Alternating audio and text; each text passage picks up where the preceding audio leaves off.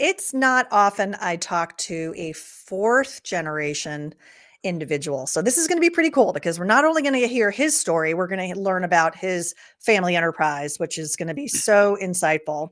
He's the fourth generation leader driving growth and innovation in the construction industry.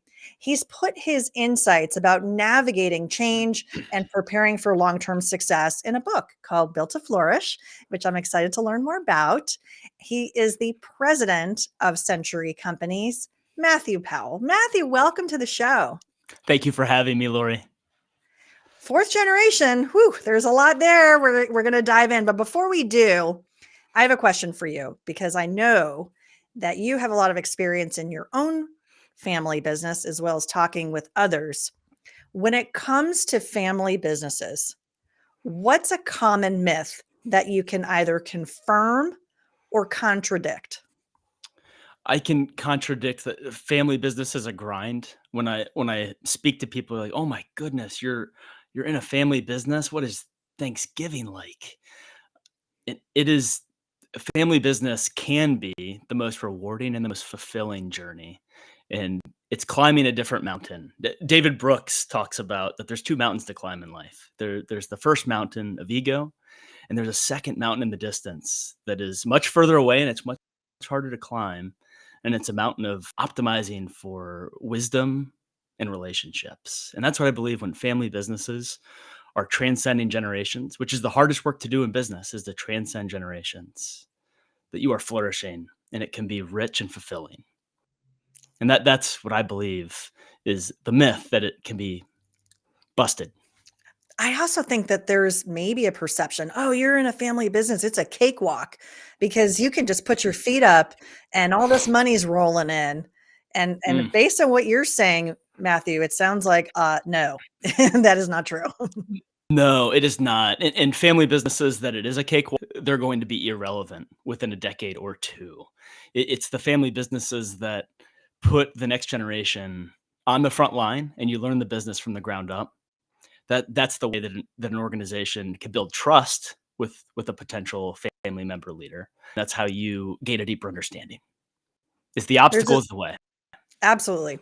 There's a significance to the name of your family business, and I would love to learn more about that. Tell me about your family business and the significance of the name. Mm. It first started over 100 years ago under my great grandfather. His name was Henry Bryant. So the company name was very ingenuitive and it was Henry Bryant and Company. And over time, it's evolved. It became Century Fence Company, and we were Century Fence Company for over 100 years. And then in this past year, we evolved our name into Century Companies, still keeping that term century, because I believe so strongly that the greatest competitive advantage for family businesses is to have that long-term view because we live in a short-term world. And so I decided it's best for us to keep the word century because if we are measuring in centuries, we can compound trust, we can compound relationships over decades to come. It's not yours in the short term, is what you're saying. It's not yours to make these decisions. It's to the next generation, right? The third generation envision the fourth. I would guess, based on what you're saying, that you're envisioning a kind of a future legacy that isn't ultimately about you. Is that right? Yes, yes. One of the core pillars for building for centuries is stewardship. And that for me, that suppresses my ego because ego can always pop up. And Jim Collins talks about level 5 leadership. And that's a framework. And I believe that the best way to synthesize his level 5 leadership is stewardship. Harry Truman says that you can accomplish anything in life if you okay with not getting the credit. And I believe stewards, it's not about me. I'm just here for a moment. I get 4,000 weeks on this earth if I'm lucky. And so I'm here for a moment. And if I can pass the basket to the next generation, that is success for me. Well, you're on a show called Succession Stories, so it probably won't shock you to know that I'm interested in your personal succession story. But because there's three G's before Yeah. you could share a little bit more about the transition of each of those generations and how Mm, smooth or challenging some of those mm. transitions have been. Yeah, there's I can as a fourth generation steward, I can appreciate why most companies cannot transcend generations because there's multiple altitudes that the ball can be dropped. Operationally, it can be dropped in a succession. Governance, a board transition can be dropped as well. And then, most importantly, the ownership transition. If that isn't planned, thought through, it can create an absolute disaster. And great companies have great relationships. And so from the first generation, Henry Bryant, he he worked through a transition, an ownership transition with my grandfather, who was the youngest of five siblings. And Tony became the ultimate steward for over 60 years. And I'm fourth generation, so it was a bit of a unique transition or succession.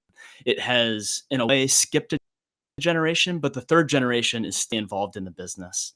That I don't like the term minority shareholder, but they are shareholders alongside me, and I believe that a good steward keeps everyone involved in the business, and they help me be grounded in wisdom and the traditions and the spirit of the organization.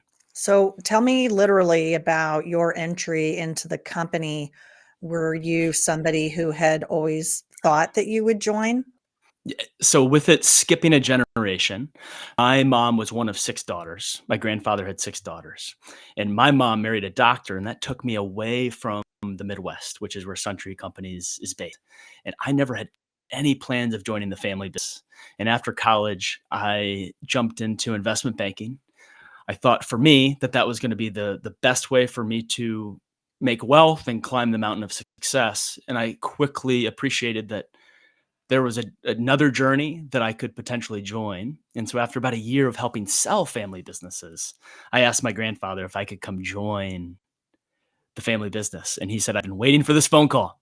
And so he said, get married and come on up. So my high school sweetheart and I, we got married and we took the U-Haul to Wisconsin. And I was entering a business that I had no idea was on typewriters and dot matrix printers. And we were underinvested for over 2 decades.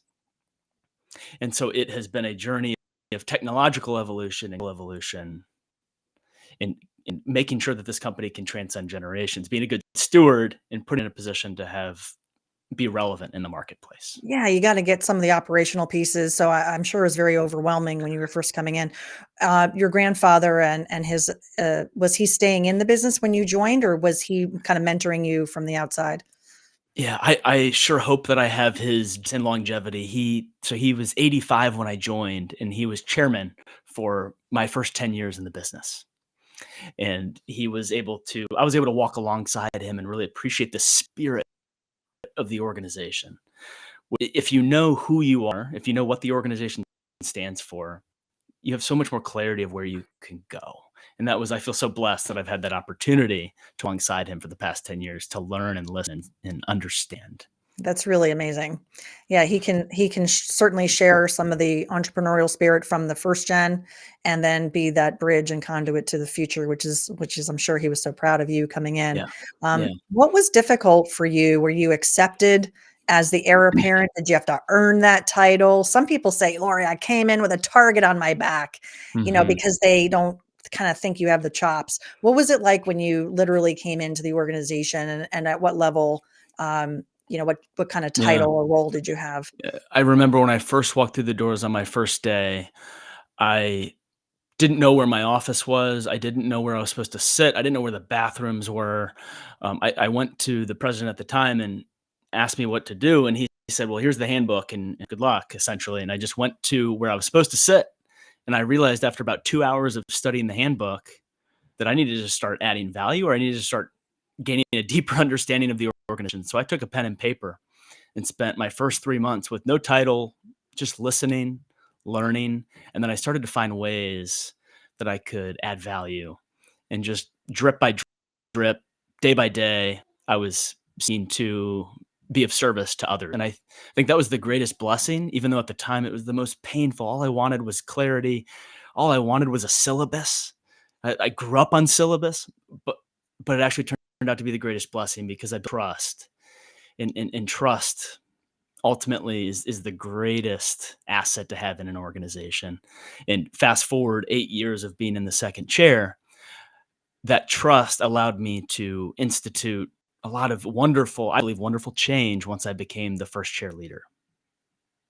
So your grandfather had a leadership team, I presume, maybe quote unquote the old guard, folks that had been very loyal, stayed with the company a long time, had the tenure, maybe the gray hair that you didn't have, right? You're a young whippersnapper. Mhm. Here you are in your 30s coming in, and now did they resent you? Did they accept you? Did they mentor you? Or did they leave you on your own on an island? I was mostly left on my own to go prove myself, and I, with that opportunity, it was sink or swim. And I knew I was gonna swim because I had a greater purpose. I knew that family business is the greatest force for good. So if I could get through a succession, there could be a very bright future ahead. So it was the hope of that, and it ultimately, all the challenges of a messy succession operationally made me a stronger leader with much deeper convictions and much more clarity of what I stand for once had the opportunity to step into the first chair role. Yeah. You mentioned the word trust. How did you eventually build the trust? Through it sounds simple, but it's that simple and that hard, is listening, actively listening, making people feel heard and understood. I believe all of us at our deepest, at our core, we want to feel a sense of belonging. And I believe that I learned that I wasn't getting that feeling of being heard or understood. But if I could do that for others, that could, over the course of a decade, that could compound and create an opportunity for me to be of service. Yeah. Now, your grandfather at age 85 was probably fairly healthy, right? Because you said he worked for the company another 10 years.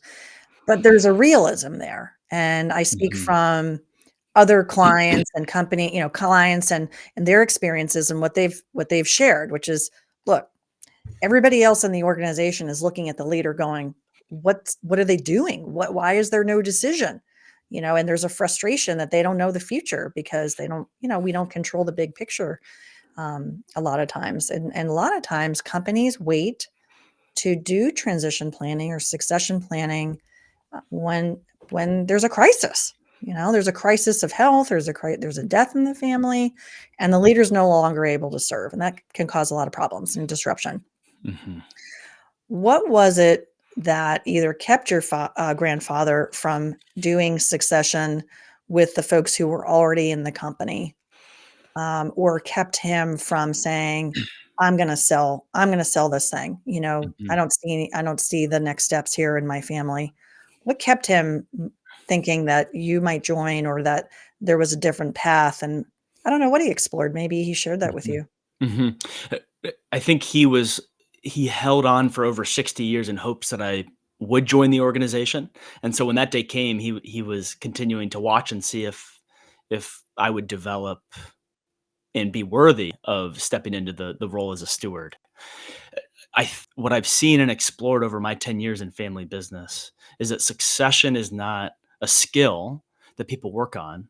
It we are in business, so we're working on the skill of growth. We're growing the balance sheet, we're growing the income statement. But succession implies mortality, and that is something that isn't comfortable. And leadership is an inside job.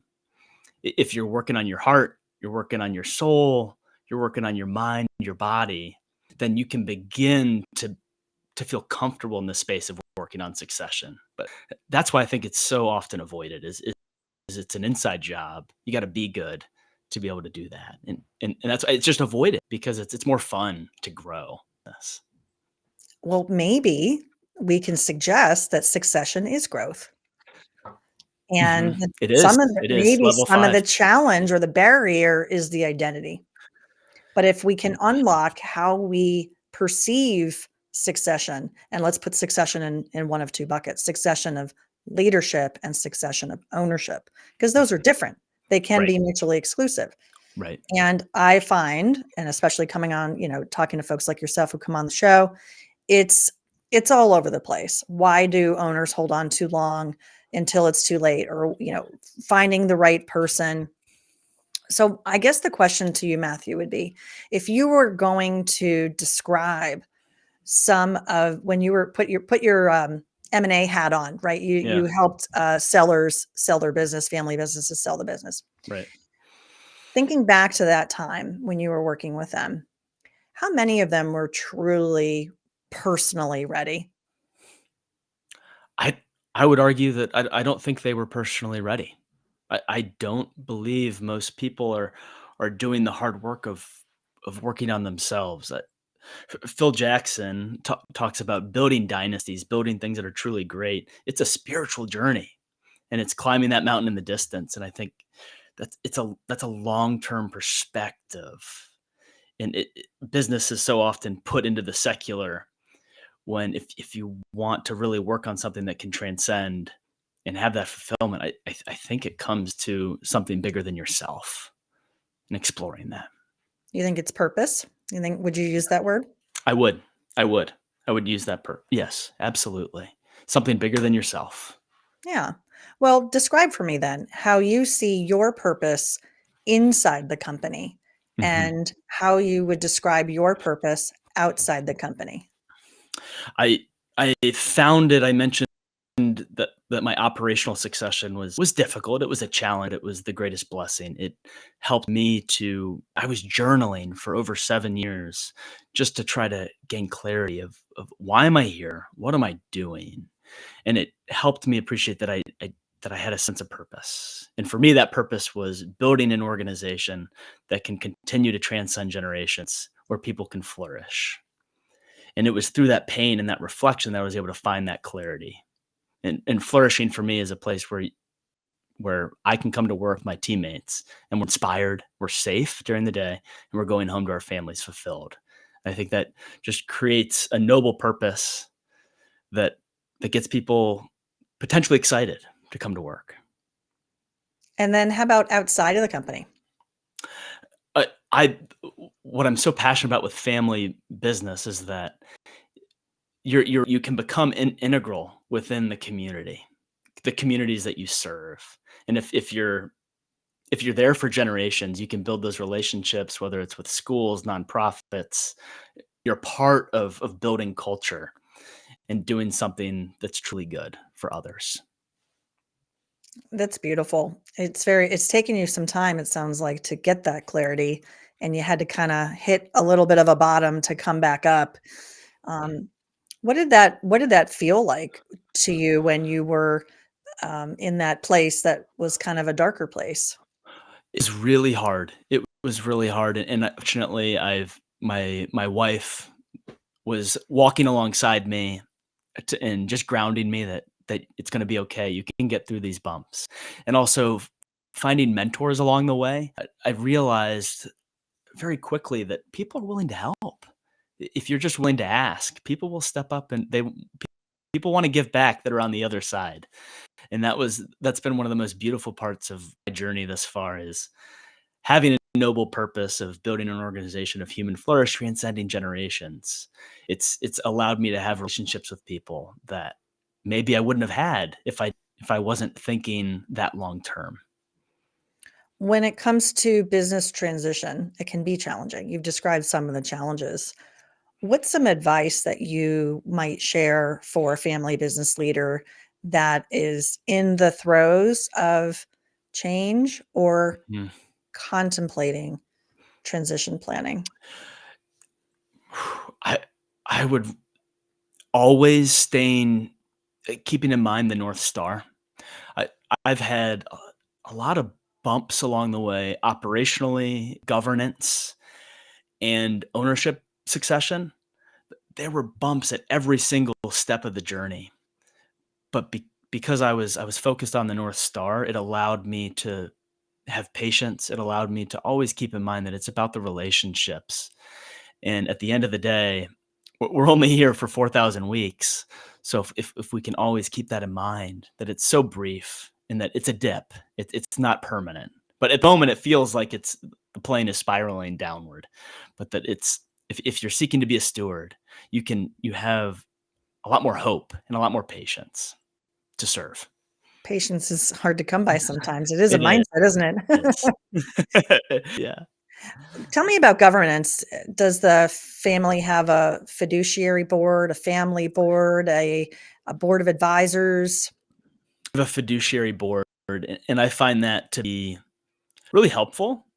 and allowing us to be very professional as a family, that the business is a business and we're going to treat it that way. And for us, we have two family members on the board. Well, I'm one of them, and we have five outside directors that are stewards themselves in whether they're in family business or not, but they're there to be of service for to protect the shareholders, but also to make sure the business is transcending generations as we seek to do.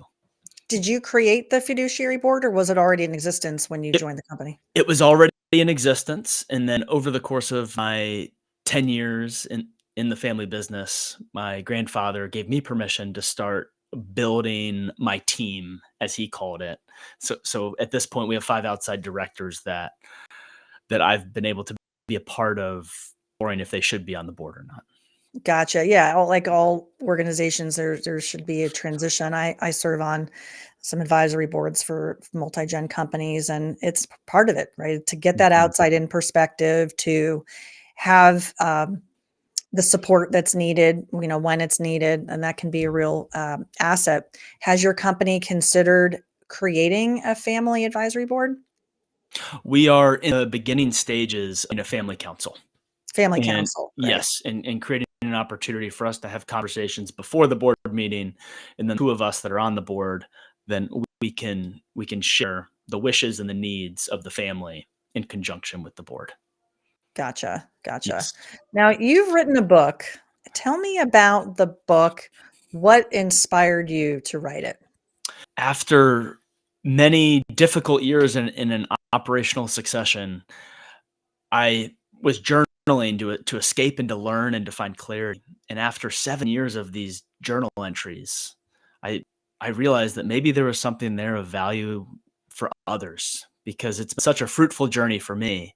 And I thought, wow, if I could put something together to share it for other family business leaders that are up and coming in the next generation, because it's messy and it's mortality's involved, and there's a lot there, that maybe it could be an inspiration to nudge that leader that's going to do good and that's going to be a steward, to help them to just continue to move forward and give it a shot.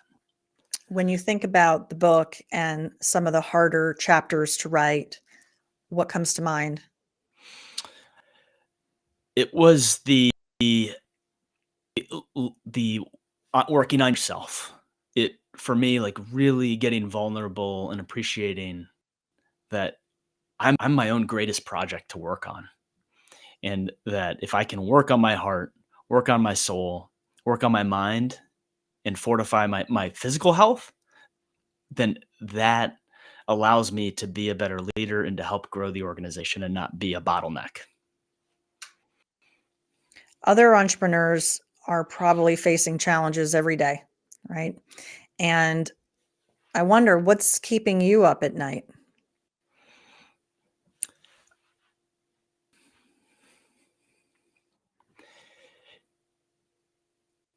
What's keeping me up at night is really humility, because I've read so many books, and I'm just so mindful that pride can be so blinding. And I'm just constantly, one of our values at SETI is being humble. And I always make sure that I'm staying grounded, and pride is so sneaky. And I just want to make sure that I'm always keeping top of mind of being a humble leader. Because if I'm grounded in humility, then I know I'm doing the right things for the organization moving forward, from all stakeholders, from the family shareholders, customers, vendors, community, and teams. Yeah. Quite often when I ask that question, the answers fall under one of three buckets or sometimes more: time, money, and people. And today I had a call with a client, and hands down, it's been people. Last year, he said, was a really tough year. And I Mm, said, tell me about that. And he said, well, so and so resigned, and then so and so took these people with them, and then another person resigned, and it's like, oh my goodness. And here's a company that is really serving its mission. It's really trying mm, to serve its mission. It's trying to serve its people, putting together development plans, all kinds of really internally functional things to help people grow. And yet they still had more turnover than they would expect. Is that a symptom of weather or climate? I don't know, right? And see, he and I were trying to take a deep Mhm. dive perspective on that. So one of the things we chatted about was, well, there's things that we can do for development that you can continue to invest in your people. And then there's things for retention.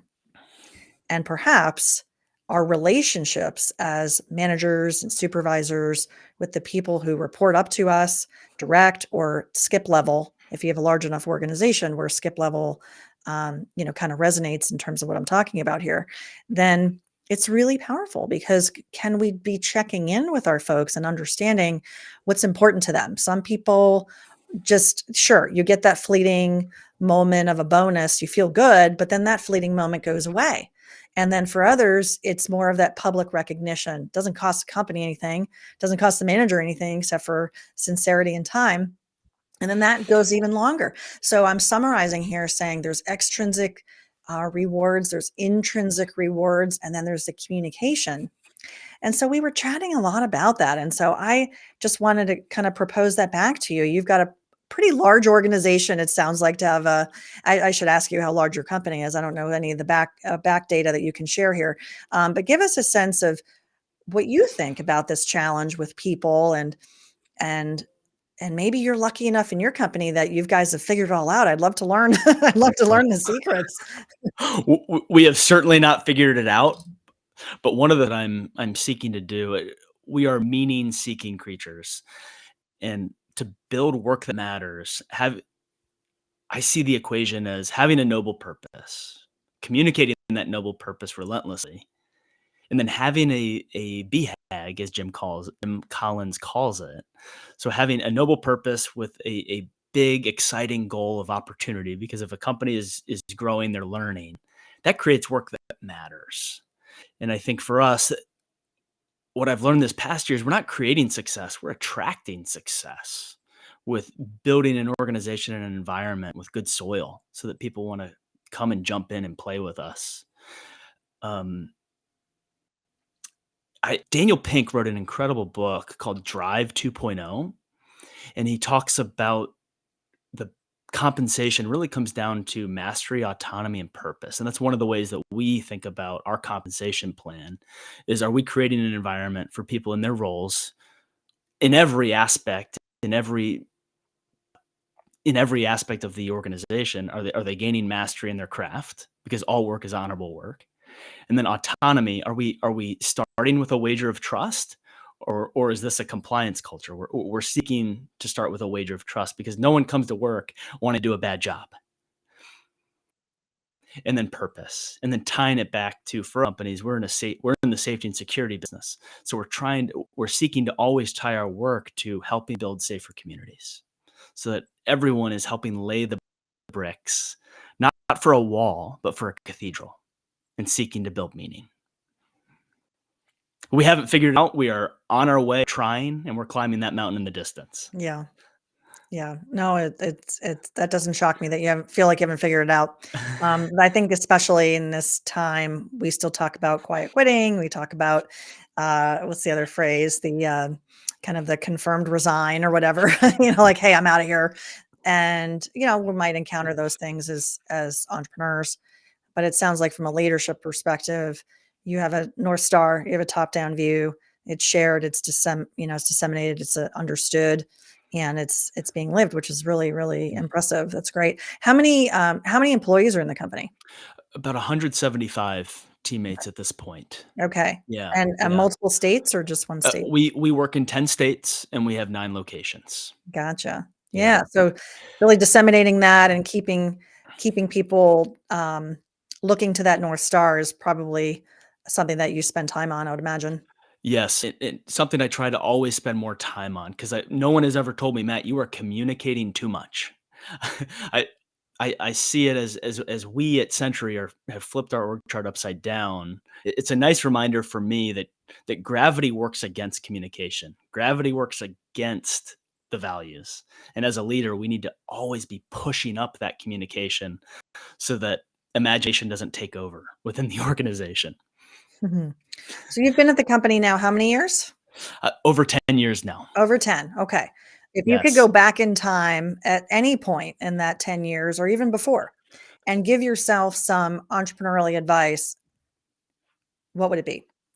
Oh, I'm a huge reader, and I would give myself from day one a reading list of which books to read. I've got a list now of I've read over probably 300 books over the past 10 years. And the first book I would start with is by Greenleaf, Servant Leadership. And then the next book would be Jim Collins' B 2.0.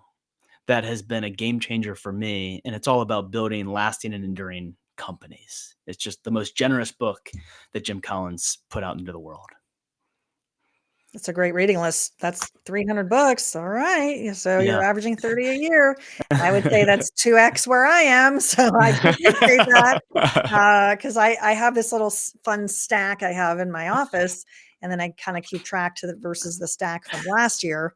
And this year's number was about roughly half of that. So that's impressive. Um, as we approach the end of this interview, there's always some kind of rapid fire questions I like to throw at my guests here. And one of them is takeaways. If there's 3 takeaways Yeah. that you would love our listeners to have from today's conversation, what would that be? The first for me is seek to understand before being understood. You can't possibly help if you don't understand. The second for me is that leaders are readers, and books are the most generous gift that are out in the world. Just you can have a conversation with some of the wisest people that ever walked this earth. And then the third for me is having a noble purpose so that you can start creating an environment where work matters. Because I think I am experiencing this is that it's hard to find the right people, and people are looking for a place that has a noble purpose. What's a song that takes you back to a happy time? Oh, for me, it's the recent song that came out by Cody Johnson. It's my anthem, and I don't know why I'm blanking on the name of the song. That's okay. No pressure. It's going to Okay, come to you. okay. All right. Here's another no pressure one. Yeah, Do you have a favorite quote or something that inspires you? it so Cody Johnson, "Dirt Cheap" is the song for me. Dirt cheap. Okay. Dirt Cheap, that's the song. And then a quote for me is it's by Lecrae. "If you aim for only wealth, beauty, fame, and power, you aim too low. Humility, gentleness, gratitude, and service is aiming high." For me, I think that is the crux of for a family business to transcend generations. It's always keeping that sight further out into the distance for the longer term view. Love it. If people want to get in touch with you, Matthew, what's a great way to do that? The best way is going to my website and walking alongside me on the journey. I write a weekly meditation and letter to those who want to play the long term. And we live in a short term world, so I try to put a little bit out there to those who think that there's a better view. I'm seeking to affirm that on a weekly basis. That is dedication. That is dedication. That's great. And I assume they can also find more information about your book on there too. So Absolutely. all right. Well, Yes. that's wonderful. And Yes. we'll have that link in the show notes, of course. Matthew, thank you so much for coming on Succession Stories. I love hearing about next gen experiences, and you really shared a lot of insights. So thanks again for coming on this show, Succession Stories. Thank you, Laurie. I'm very passionate. Thank you so much. Yeah, absolutely. And to our listeners, thank you. We really appreciate you. If you liked what you heard, why not like and follow the show? You can also find all of our videos from all of our episodes on YouTube, the Business Transition Sherpa channel. And if you see us out there on LinkedIn, please leave a comment. Let us know, connect. Let us know how you enjoy the show. We really appreciate that. We want to hear from you. And so this is another great episode of Succession Stories, and we'll see you next time.